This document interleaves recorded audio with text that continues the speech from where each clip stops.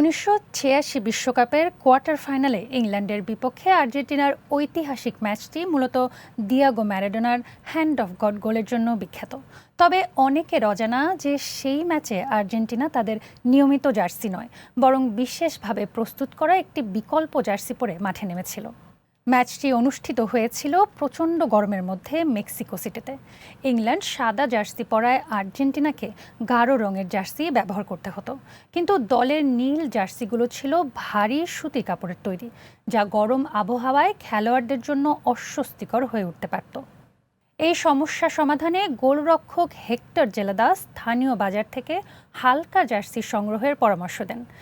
পরে টেপিতো বাজার থেকে হালকা পলিয়েস্টারের কিছু জার্সি কেনা হয়, যেগুলো ছিল মূল কিট নির্মাতার নকল সংরক্ষণ। ম্যারাডোনা নিজে দুটি বিকল্পের মধ্য থেকে জার্সি নির্বাচন করেন এবং রাতারাতি তাতে ব্যাজ ও নম্বর যুক্ত করে ম্যাচের জন্য প্রস্তুত করা হয়। পরদিন সেই জার্সি পরে ম্যারাডোনা বিশ্বকাপ ইতিহাসের দুই বিখ্যাত গোল করেন এবং আর্জেন্টিনাকে ২-১ ব্যবধানে জয় এনে দেন।